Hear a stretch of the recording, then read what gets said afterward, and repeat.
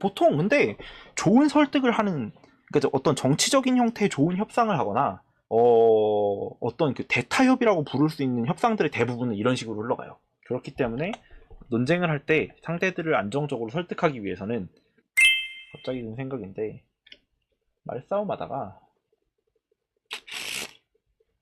어떤 논리 대가리 깰 때 쓸만한 논리 쇼츠로 그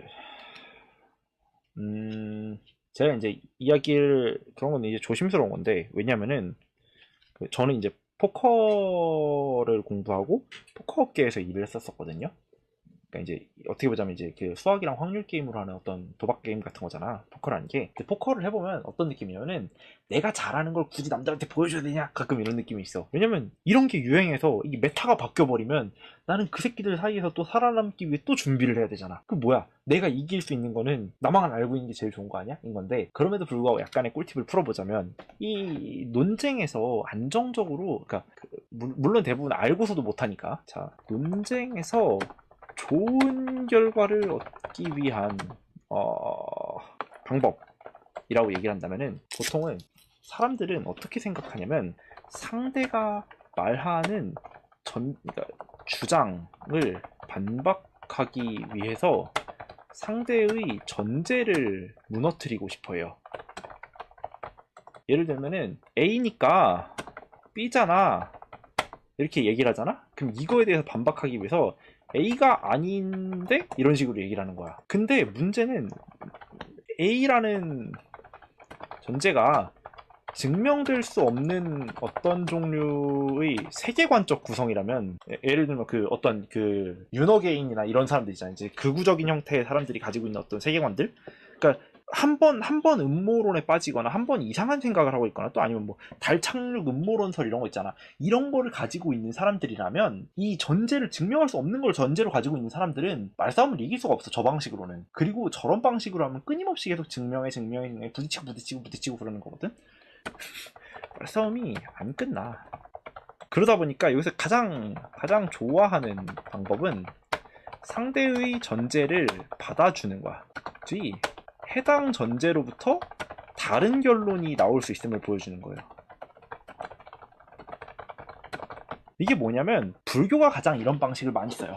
불교는 어떤 식으로 이야기를 하냐면요, 예를 들면 이제 불교사에 대한 가벼운 이야기를 해줄게.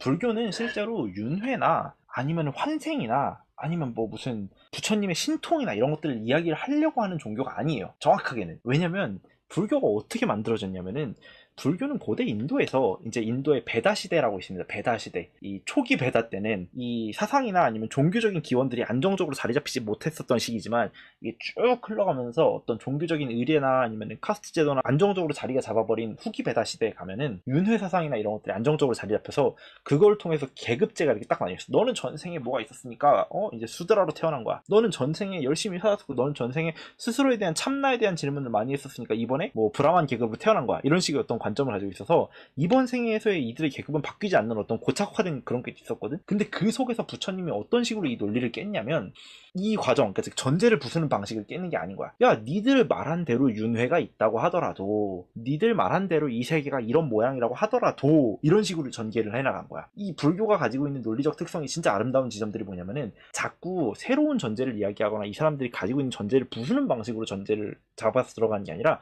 오케이 니들 말, 오케이 알았어. 근데 니들이 말대로 그렇게 하더라도 이런 게 있잖아. 니들 말대로 가는 그런 세계관 속에서라도 우린 이런 이야기를 할 수 있잖아. 이런 식으로 해서 같은 전제에서 출발해서 다른 결론을 내주는 방식으로 설득을 하기 시작하는 거야. 그렇게 되면은 무슨 일이 일어나냐면은, 불교가 가장 무서운 정도의 전파력이 왜 있었냐면, 모든 문화의 기반을 무너뜨리지 않고 그 문화를 인정하면서 융화되는 방식으로 퍼지거든요. 이게 가능해진다는 거지. 이쁘지 않습니까? 저는 그래서 꾸준히 이런 식의 방식을 좋아해요. 뭐 예를 들면은 내 학사 논문 같은 경우에도, 내가 학사에서 논문을 쓰고 싶었을 때 어떤 전개를 썼냐면은, 내가 제일 고민을 하는 것들은 그런 거였어요. 예를 들면은 항상 이기주의적이고 지밖에 모르는 새끼들은 맨날 무슨 이야기를 하냐면은, 도덕적인 인간은 항상 손해를 본다. 그러니까 선한 행위는 항상 기대값이 마이너스이기 때문에 도덕이라는 것들은 손해를 감수하고서 하는 것인 거다. 그러니까 말 그대로 조금 더 현명하면 현명할수록 이기적으로 살 수 있는 게 어쩔 수 없이 당연한 거다. 이렇게 얘기를 하는 거야. 그래서 영화나 이런 데서 나쁜 사람들이 죽는 이유는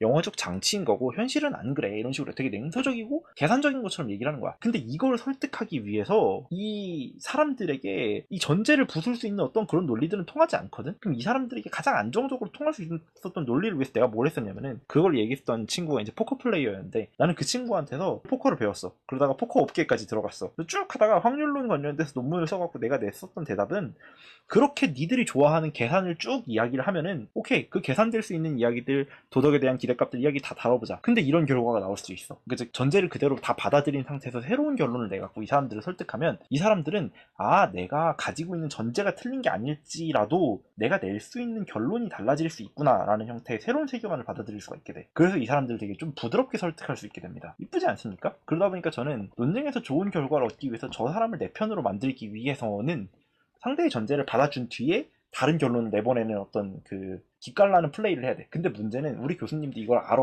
우리 교수님도 이게 좋다는 걸 알아. 그치만 이게 진짜 개어려운 거야. 그래서 상대의 전제를 받아서 새로운 결론을 내는 것이 가장 최선의 방법인 건 알지만 얘는 어떻게 보자면은 그 밤로스의 그림 같은 거야. 참 쉽죠인 거지. 이게 되면 대단한 건데 안 되는 게 대부분이기 때문에 가능하면 이걸 하는 게 좋다인 거야. 끝.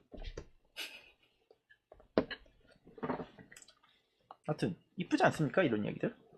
이상향은 아니고 보통 근데 좋은 설득을 하는 그러니까 어떤 정치적인 형태의 좋은 협상을 하거나 어떤 그 대타협이라고 부를 수 있는 협상들의 대부분은 이런 식으로 흘러가요. 그러니까 부딪히고 서로를 깎아내고 전투가 일어나고 뭐 약간 남는 게 아무것도 없이 그냥 서로 다 상처만 남은 그런 싸움들은 이런 식으로 흘러가진 않지.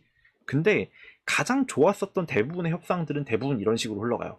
정치든 혹은 종교든 그렇기 때문에 논쟁을 할 때 상대들을 안정적으로 설득하기 위해서는 그리고 대부분의 그런 상대들은 자신이 설득됐다라는 생각을 하지 못해. 왜냐면 자신의 전제가 무너지지 않았으니까. 이 사람의 전제는 잘 받아들여졌어. 근데 이 사람의 의견이 바뀐 것 뿐이야. 그러다 보니까 이 사람들은 자신들이 졌다는 생각도 잘 안 해. 이거를 염두에 두고 사람들이랑 대화를 한번 해보세요. 생각보다 좋은 대화의 흐름을 만들어내는 경험을 많이 할 수 있게 됩니다.